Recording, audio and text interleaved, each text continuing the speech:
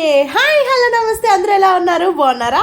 ఈ రోజు వీడియో వచ్చేసి మీ అందరికీ తెలిసిందే కదా, మేము ఒక ట్రిప్కి అయితే వెళ్ళాం. సో ఈ రోజు నుంచి ఆ ఒక్కొక్క వీడియో నేను మీకు పెడతానమాట. ఇప్పుడు ప్రెసెంట్ మేము ఉన్న ప్లేస్ మురుదేశ్వర్ బస్ స్టాండ్ అనమాట. ఇక్కడ నుంచి గోకర్ణకు వెళ్ళడానికి బస్ అయితే వెళ్ళాలన్నమాట. ఒక 1 అవర్ 2 అవర్స్ జర్నీ అయితే ఉంటుంది. గోకర్ణ అంటే ఏంటి, అసలు ఇక్కడ ఏంటి ప్రత్యేకం, ఎందుకు అందరూ ఇక్కడికి వెళ్ళడానికి ఎక్కువ ఇంట్రెస్ట్ చూపిస్తారు అనేది మొత్తం నేను మీకు ఈ గోకర్ణ వీడియోలో అయితే నేను మీకు చూపించబోతాను అనమాట. ఇక్కడ నుంచి ప్రతి రోజు నా ఛానల్లో నేను వెళ్ళిన ప్రతి ఒక్క ట్రిప్ వీడియో అయితే మీకు వస్తుంది. సో తప్పకుండా నా ఛానల్లో మిస్ అవ్వకుండా ప్రతి రోజు వీడియో అయితే చూసి ఎంజాయ్ చేసేయండి అనమాట.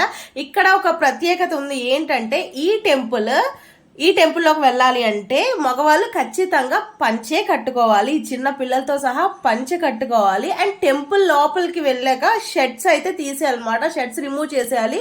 ఓన్లీ పంచె కట్టుతోనే మగవాళ్ళు అనేది లోపలికి అయితే వెళ్ళాలి. ఆడవాళ్ళకి అనేది ఎలాంటి రెస్ట్రిక్షన్స్ లేవు, కానీ ట్రెడిషనల్ డ్రెస్లోనే వెళ్ళాలన్నమాట. ఇద్దరు చుడిదార్ లేదా ఏదో మీ ఇష్టం, సారీస్ ఏదో మీ ఇష్టం, కానీ ట్రెడిషనల్ డ్రెస్లోనే వెస్ట్రన్ లుక్లో మాత్రం వెళ్ళడానికి అయితే లోపలికి అలౌ చేయరు.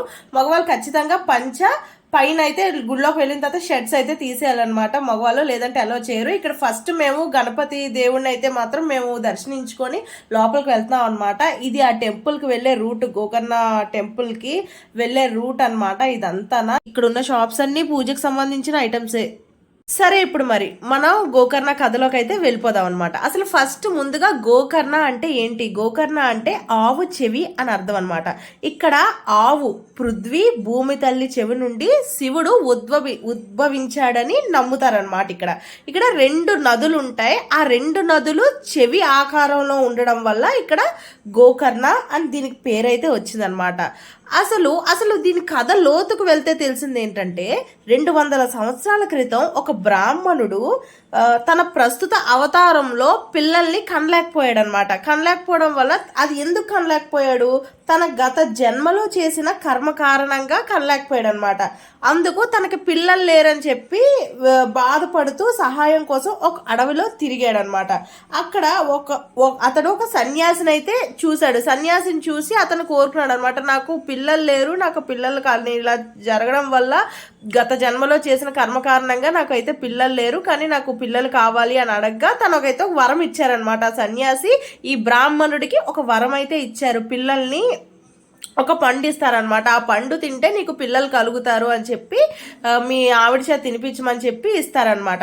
ఆ బ్రాహ్మణుడు తీసుకెళ్ళి అలా ఆవిడకి ఇవ్వగా ఆవిడ ఏం చేశారంటే, అమ్మో పిల్లలు పురిటి నొప్పులు, ఈ నొప్పులన్నీ నేను పడలేను అని చెప్పేసి అది ఒక ఆవుకైతే తినిపించేశారనమాట. ఆ పండుని ఆవుకు తినిపించడం వల్ల ఒక ఏడాది తర్వాత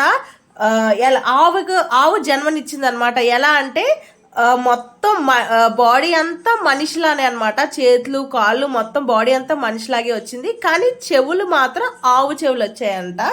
అలా పుట్టడం వల్ల ఆ బిడ్డకు గోకర్ణ అని పేరైతే పెట్టారంట. అందువల్లే ఇక్కడ గోకర్ణ అని పేరైతే వచ్చాన. ముఖ్యం ఇక్కడ నుంచి ఆత్మలింగం కోసం చెప్పబోతున్నాను, అందరూ చాలా జాగ్రత్తగా వినండి.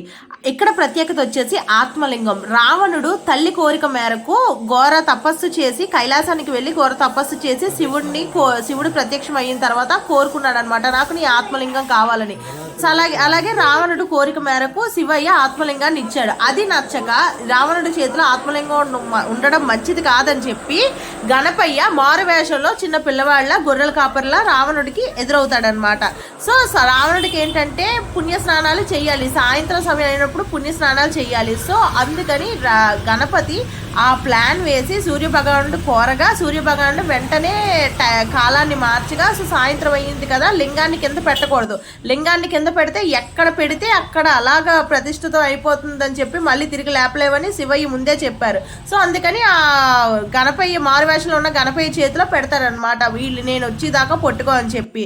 ఈ లోపు 3 సార్లు పిలువు, 3 సార్లలో నేను వచ్చేస్తాను, రాకపోతే అప్పుడు నువ్వు లింగాన్ని కింద పెట్టేయి అని గణపయ్య చెప్తారనమాట, పెట్టేస్తాను అని.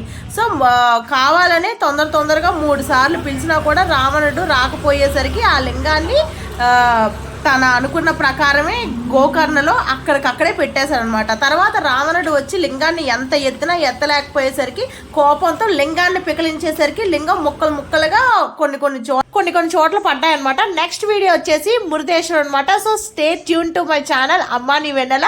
కొత్తగా ఎవరైనా చూస్తే మాత్రం సబ్స్క్రైబ్ చేసుకోవడం మాత్రం మర్చిపోవద్దు. అలాగే లైక్ చేయండి, షేర్ చేయండి. మురుదేశ్వర్ కోసం, గోకర్ణ కోసం మరిన్ని విషయాలు తెలుసుకుందాం నెక్స్ట్ వీడియోలో. Stay tune to my channel.